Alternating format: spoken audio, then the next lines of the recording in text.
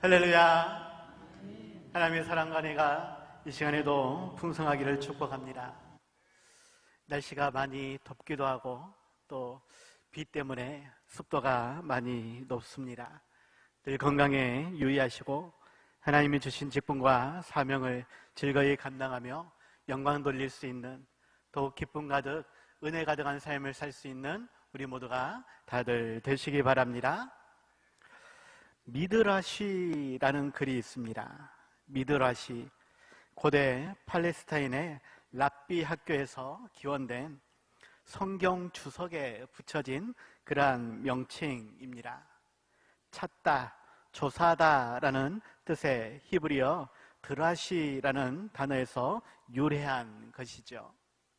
쉽게 이야기하면 성경 주석과 같은 그러한 글입니다. 역대하 13장 22절에서 아비야의 남은 사적과 그의 행위와 그의 말은 선지자 이또의 주석책에 기록되니라 라는 말씀이 있는데, 여기서 말하는 주석책이 미드라시이죠.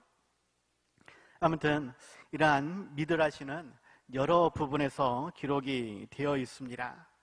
민수기 말씀에 대한 그러한 주석도 기록이 되어 있는데, 특별히 민수기 11장 24절에서 30절까지 말씀, 여기에는 70인의 장로를 뽑는 그러한 말씀이 있죠. 그리고 엘닷과 메닷이라는 사람의 이야기가 소개되어집니다. 민수기 11장의 이 말씀이 미드라시에서, 주석책에서 또 다른 성경 외적인 내용을 소개하고 있다라는 것을 말씀드리고자 합니다. 70인의 장로를 뽑은 이야기. 이스라엘 백성들이 광야에서 생활할 때에 많은 불평을 늘어놓게 되었지요.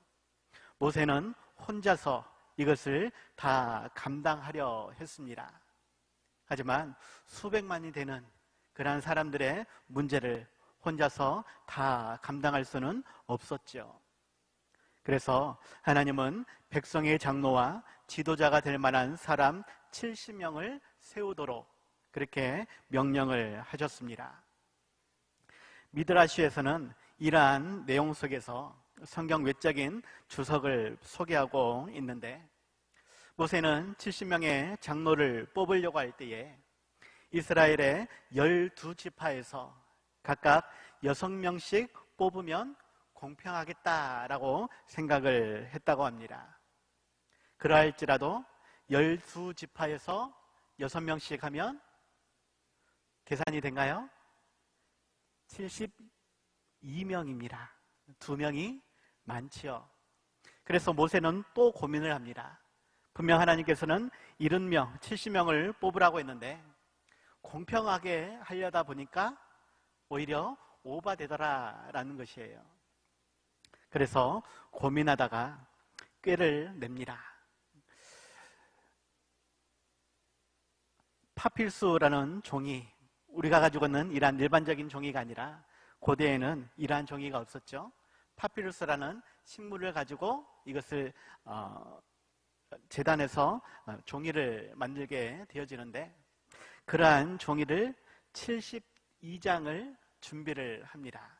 그리고 거기에다가 70장은 장로라고 글을 써놓고 나머지 2장에서는 아무런 글을 쓰지 않은 백지체로 종이를 만들어 두었습니다.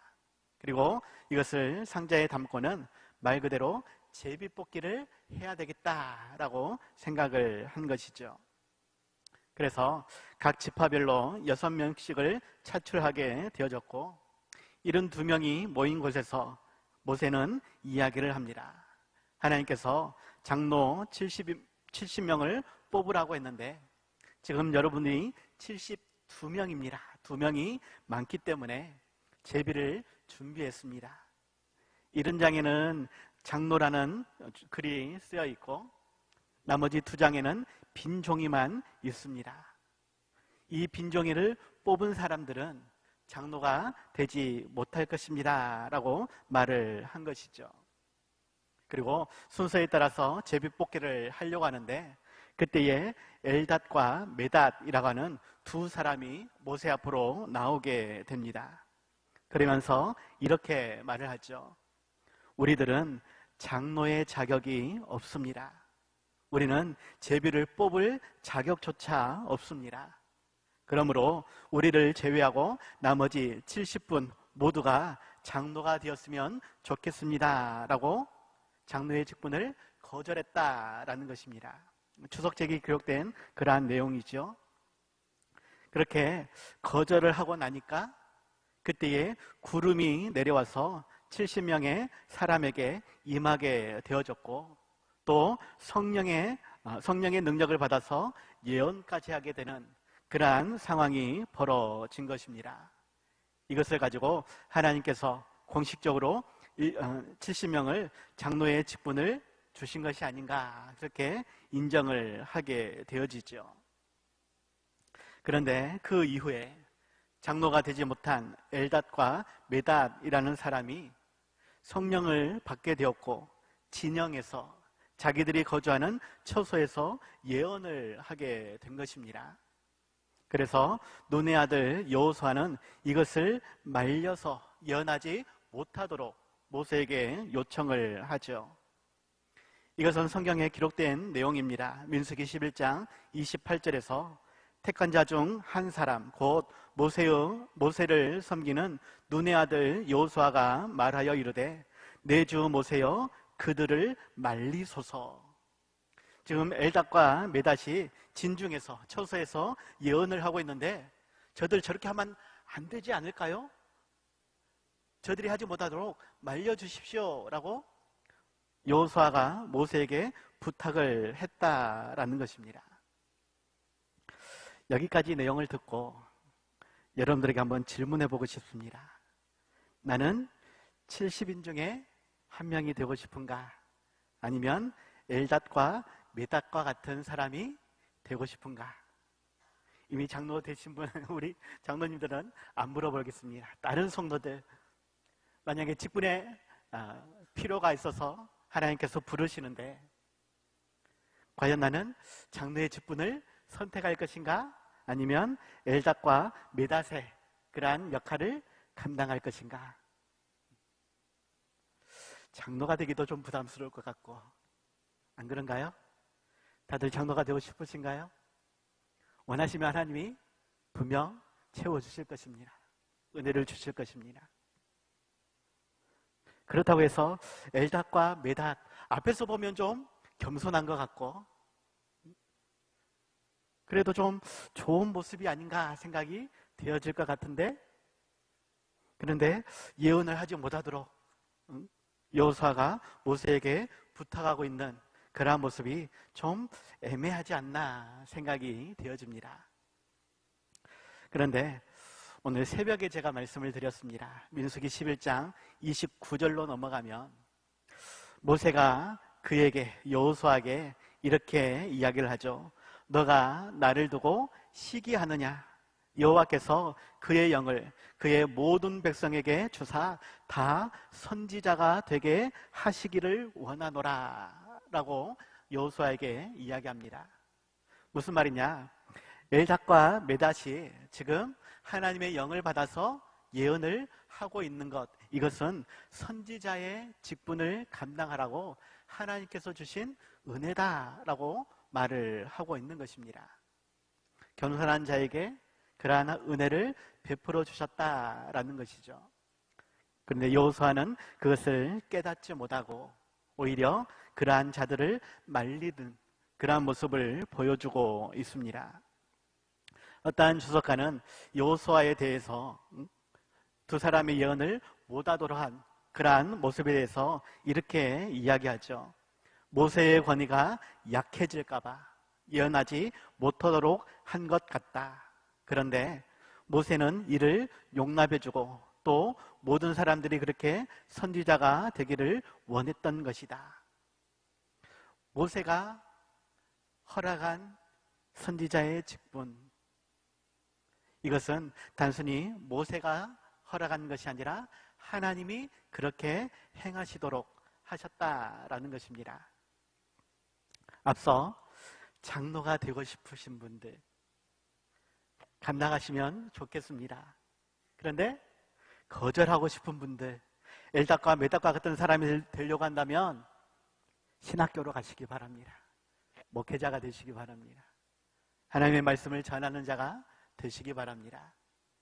무엇을 말씀을 드리고자 하냐면 장로가 되었던 혹은 겸손하게 자신을 낮추어서 낮은 자세로 나아가려고 할지라도 하나님은 그를 사용하기를 원하신다. 더 크게 사용하기를 원하신다. 어찌하든지 우리는 하나님께서 주신 직분과 사명이 있는 것이다. 우리로서는 그 하나님의 원하시는 뜻대로 순종하는 삶이 되어야 한다라는 것을 말씀을 드리고자 하는 것입니다. 특별히 오늘 선지자의 역할에 대해서 말씀을 나누려고 하는데, 이 선지자의 역할은 하나님께로부터 전달받은 메시지를 조금도 손상시키지 않고 사람들에게 그대로 선포하는 자를 가리키는 것입니다. 엘닥과 메닷이 그러한 일을 감당하게 되었다라는 것이고, 모세는 우리 모두가 이러한 선지자적 역할을 감당하기를 원한다라고 말을 하는 것이죠.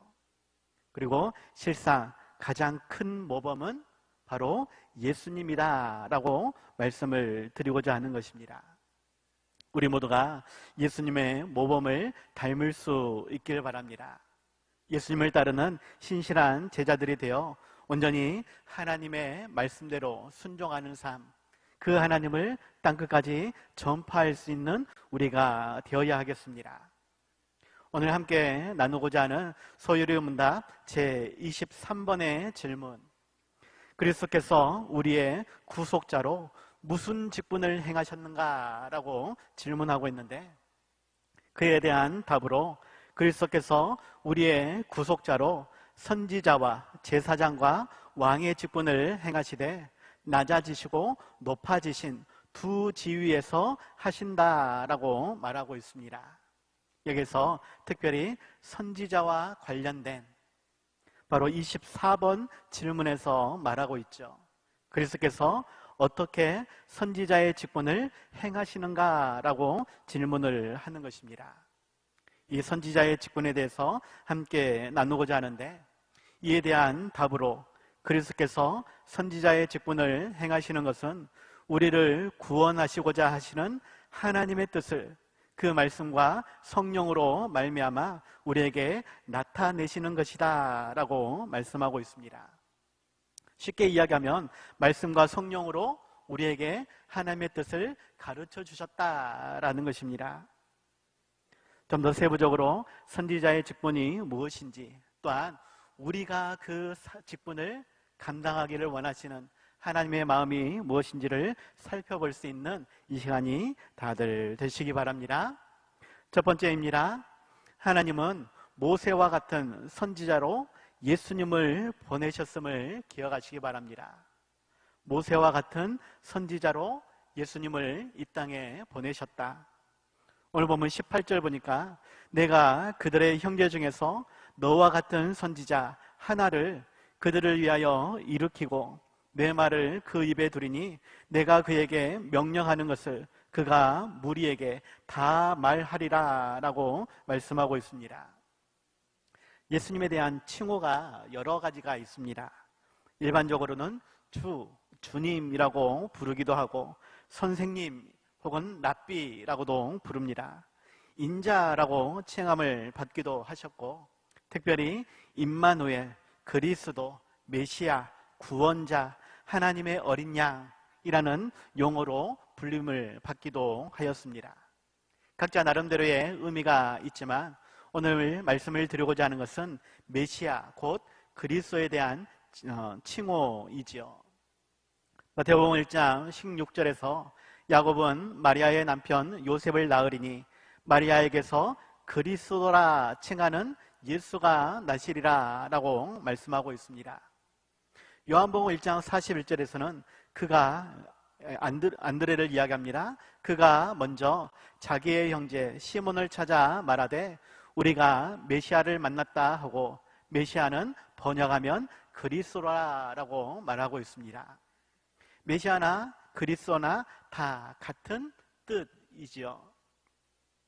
그런데 사도행전 4장으로 넘어가면 4장 27절에서 과연 헤롯과 본디오 빌라도는 이방인과 이스라엘 백성과 합세하여 하나님께서 기름 부으신 거룩한 종 예수를 거슬러라고 말하고 있습니다. 여기서는 예수님을 기름 부으신 거룩한 종으로 표현을 하고 있다라는 것이죠. 여기서 기름 부음을 받은 자, 이것이 그리스도 곧 메시아입니다. 그리스도의 다른 의미가 기름 부음을 받은 자라는 뜻이라는 것이죠. 구약시대에 이 기름 부음을 받음으로써 왕과 제사장, 선지자의 역할을 감당했다라는 것입니다. 이를 통해 그에 따른 직분을 감당하게 될 것임을 사람들에게 공표하는 용도로 머리에 기름을 부었다라는 것이죠. 오늘은 이 중에서 특별히 모세와 같은 선지자로 예수님을 부르시고 그에게 하나님의 말씀을 주시며 명령하시는 것을 무리에게, 사람들에게 다 말하도록 하셨다라는 것입니다. 이 부분을 히브리서 기자는 1장 1절과 2절 상반절에서 옛적의 선지자들을 통하여 여러 부분과 여러 모양으로 우리 조상들에게 말씀하신 하나님이 이 모든 날 마지막에는 아들을 통하여 우리에게 말씀하셨으니 라고 말씀하고 있습니다. 이처럼 예수님은 선지자의 직분으로 이 땅에 오셨다. 모세를 대신한 모세와 같은 선지자로 이 땅에 오셔서 하나님의 말씀을 대언하며 우리에게 하나님의 뜻을 가르쳐 주시고 특별히 구원에 관한 하나님의 계획을 우리에게 말씀해 주심으로 깨닫고 예수님을 믿을 수 있도록, 믿고 의지할 수 있도록, 그 의지함 가운데에 오래 참을 수 있도록, 그리고 영원한 천국까지 이룰 수 있도록 도와주셨다라는 것입니다. 그 예수님의 일하심을 특별히 선지자적 사명으로 이 땅에 오셔서 하나님의 뜻을 가르쳐 주셨음을 우리는 기억하고 그 하나님의 뜻을, 그 하나님의 마음을, 그 하나님의 계획을 온전히 깨달아 알 수 있는, 그 원하시는 뜻대로 살아가기 위해 힘쓸 수 있는 우리가 되시기 바랍니다.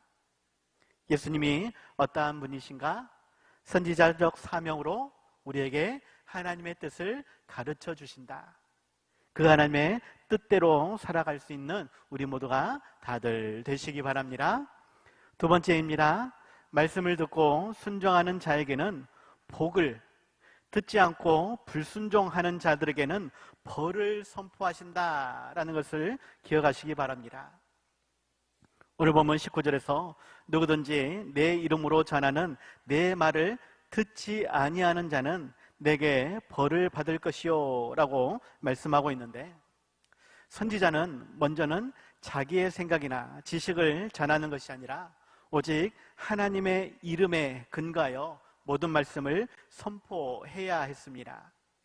하나님이 주신 말씀을 그대로 선포해야 했다라는 것입니다. 예수님도 요한복음 8장 28절에서 내가 스스로 아무것도 하지 아니하고 오직 아버지께서 가르치신 대로 이런 것을 말하는 줄도 알리라 라고 말씀하셨습니다. 예수님도 자신의 생각을, 자신의 뜻을 우리에게 말씀하신 것이 아니라 오직 하나님께서 가르쳐 주신 대로 하나님의 뜻을 온전히 선포하셨다라는 것이죠. 선지자는 하나님의 뜻과 계획을 가감 없이 온전히 전해야 하는 것이었습니다. 그럴 때에 하나님의 말씀에는 축복만 있는 것이 아니라 저주도 포함되어 있음을, 아니 축복보다 오히려 저주의 말씀이 더 많다라는 것을 우리는 기억해야 합니다. 하나님은 우리에게 말씀하시는데 좋은 것만 말씀하신 것이 아니다라는 것이에요. 선지자는 저주의 말씀도 온전히 선포해야 했다라는 것입니다. 특별히 축복과 저주에 관해서 신명기 28장에서 잘 말씀해 주고 있는데 1절에서 14절까지 축복에 관한 말씀을 주시고 그 다음 15절부터 68절까지 3배나 많은 저주의 말씀을 기록하고 있습니다. 그러한 저주의 말씀을 예수님도 하셨다라는 것이에요.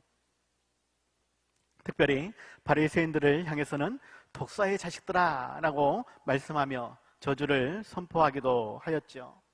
또 마태복음 11장에 가면 예수님께서 권능을 가장 많이 행하신 그러한 고울들이 회개하지 않음으로 책망하시는 것을 보게 되어집니다. 11장 23절 24절에서 가버나움아 너가 하늘에까지 높아지겠느냐 음부에까지 낮아지리라. 네게 행한 모든 권능을 소돔에서 행하였더라면 그 성이 오늘까지 있었으리라. 내가 너희에게 이르노니 심판날에 소돔 땅이 너보다 견디기 쉬우리라 하며 하나님의 말씀을 듣는 자에게는 복을, 듣지 않는 자에게는, 불순종하는 자에게는 벌을 선포하셨다라는 것입니다. 다만 기억해야 할 것은 그 저주의 말씀을 주시는 것도 결국은 깨달으라라는 것입니다. 저주의 말씀을 듣고 깨달으라 하는 것, 단순히 저주를 주시겠다가 아니라 저주의 말을 깨닫고 회개하면, 돌이키면 다시금 하나님께서 복을 주시겠다라는 것입니다. 깨닫는 자가 저주가 아닌 복을 받게 된다라는 것을 말씀해 주신다라는 것이죠. 우리는 단순히 저주를 받지 않기 위해 또는 복을 받기 위해서 하나님의 말씀을 듣고 순종하는 것이 아닙니다. 그럼에도 불구하고 우리에게는 이러한 말씀을 주신다라는 것을 기억하시기 바랍니다. 더욱 그러한 말씀을 주시는 하나님, 특별히 예수님을 통해서 선지자적 사명으로 복과 저주의 말씀을 주시는 그 예수님을 우리는 기억해야 하겠습니다. 때로는 부담을 주는 그러한 십자가를 말씀하기도 하고 고난을, 시험을 말씀하기도 하지만 그 너머에는 분명 풍성한 은혜의 말씀이 있는 것을 기억하시기 바랍니다. 우리에게 어떠한 말씀을 주시든지 우리는 듣고 순종해야 한다라는 것, 때로는 두렵고 떨림으로 구원을 이루어 가기 위해 힘써야 한다라는 것, 끝까지 사명을 감당하며 하나님께 드릴 열매를 준비해야 한다라는 것을 기억하시기 바랍니다. 최선을 다해 준비할 때에 더욱 지혜와 능력을 주실 것이고 2배의 달란트를 남길 수 있도록 아름다운 열매를 맺을 수 있도록 하나님은 도와주실 것입니다. 기쁨으로 드렸을 때에 잘했다 칭찬하시고 더 풍성한 은혜로 채워주실 줄 믿습니다. 우리에게 어떠한 말씀을 주시든지 온전히 순종할 수 있는, 끝까지 헌신할 수 있는 우리 모두가 다들 되시기 바랍니다. 그래서 결론입니다. 우리 또한 우리를 구원하시고자 하는 그 하나님의 뜻을 전파할 수 있는 사명을 감당하시기 바랍니다. 오늘 본문 20절에서 만일 어떤 선지자가 내가 전하라고 명령하지 아니한 말을 제 마음대로 내 이름으로 전하든지 다른 신들의 이름으로 말하면 그 선지자는 죽임을 당하리라 라고 말씀하고 있는데, 선지자는 끝까지 하나님의 뜻대로 명령대로 온전히 전해야 합니다. 그 모습을 예수님을 통해 우리에게 보여주셨다라는 것이죠. 예수님은 선지자로서의 사역을 통해 우리를 구원하시고자 하는 하나님의 뜻을 그 말씀과 성령으로 말미암아 우리에게 나타내 주신 것입니다. 그러한 예수님의 모범을 우리가 닮아야 한다라는 것이죠. 세상 사람들은 어쩌면 우리가 전하는 그러한 하나님의 말씀을 듣지 않을지도 모르겠습니다. 하지만 우리에게 주신 사명이기에 우리는 끝까지 따라야 한다라는 것입니다. 앞서 민수기 11장 29절 말씀을 드렸습니다. 여호와께서 그의 영을 그의 모든 백성에게 주사 다 선지자가 되게 하시기를 원하노라. 우리에게 성령을 부어주신 하나님은 우리가 선지자적 사명을 가지고 하나님의 말씀을, 예수 그리스도의 십자가의 복음을 땅끝까지 전파하기를 원하신다라고 하는 것, 그것을 온전히 감당할 때에 잘했다 칭찬하시며 더 풍성한 은혜로 우리에게 채워주실 것입니다. 선지자적 사명을 온전히 감당해야 한다. 이 선지자적 사명은 멸망의 길을, 지옥을 향해 달려가고 있는 사람들에게 회개하라라고, 돌아오라라고 외치는 것입니다. 특별히 세상에 존재하는 교회의 역할이 그러한 것이다 라고 어떠한 목사님은 말씀하셨습니다. 선지자적 사명, 우리는 온전히 감당해야 할 것이다. 사람들이 듣든지 듣지 않든지, 믿든지 믿지 않든지 우리는 끝까지 감당해야 하겠습니다. 특별히 에스겔 3장 17절 18절에 이러한 말씀이 있습니다. 인자야, 내가 너를 이스라엘 민족의 파수꾼으로 세웠으니 너는 내 입의 말을 듣고 나를 대신하여 그들을 깨우치라. 가령 내가 악인에게 말하기를 너는 꼭 죽으리라 할 때에 네가 깨우치지 아니하거나 말로 악인에게 일러서 그의 악한 길을 떠나 생명을 구원하게 하지 아니하면 그 악인은 그의 죄악 중에서 죽으려니와 내가 그의 핏값을 내 손에서 찾을 것이다 라고 말씀합니다. 파수꾼을 세워서 하나님의 뜻을 전하라라고 했는데, 내가 전하면 그가 듣든지 듣지 않든지 그 죄로 말미암아 죽게 될 것이고, 전하라고 했는데 전하지 않음으로 인해서 악인이 죽었다라면 그 죽은 자는 자기의 죄 때문에 죽은 것이지만 그 핏값은 너에게, 파수꾼 너에게, 선지자적 사명을 감당하라는 우리에게 물으신다라는 것입니다. 선지자적 사명, 이것은 매우 중요한 일입니다. 예수님은 그것을 위해 하늘의 모든 영광을 다 내려놓고 이 땅에 오셨다라는 것이고, 죽기까지 순종함으로 그 모든 뜻을 우리에게 가르쳐 주셨다라는 것이죠. 우리가 아무리 외칠지라도 사람들은 듣기 싫어하고 우리를 미워하며 비난하며 손가락질할 수도 있을 것입니다. 하지만 우리에게 주신 사명, 이것은 너무나 엄중한 일입니다. 끝까지 사명을 감당할 수 있는 우리가 되어야 하겠습니다.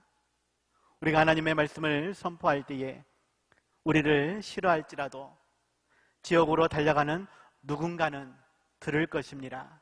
듣고 깨달을 것입니다. 그들이 지옥으로 달려가는 것을 멈추고 돌이켜서 회개하며 주님께로 돌아오게 될 것입니다. 우리의 수고가 결코 헛되지 않다라는 것을 기억하고 끝까지 사명을 감당할 수 있는, 하나님의 말씀을 선포할 수 있는 우리가 되기를 바랍니다. 그 예수님이 우리를 앞서 이 모든 일을 행하셨고 우리로 따라오라라고 말씀을 하신다라는 것이죠.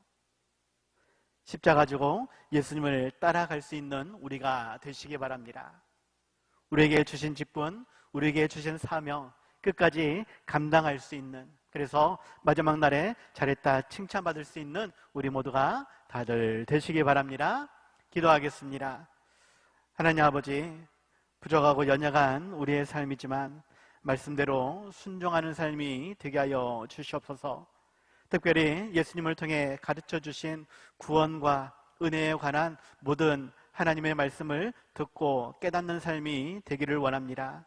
끝까지 믿고 의지하며 천국을 소망하며 우리에게 주어진 삶을 열심히 살아가게 하여 주시옵시고, 또한 선지자적 사명을 감당하며 천하보다 귀한 한 영혼 구원하는 일에 더욱 힘써 수고하는 우리가 되게 하여 주시옵소서. 그래서 우리 지산교회가 구원받는 성도들로 가득 채워지고 복과 은혜로 채우시는 그 하나님으로 말미암아 더욱 기쁨 가득 누릴 수 있게 하여 주시옵소서. 예수님 이름으로 기도하옵나이다. 아멘.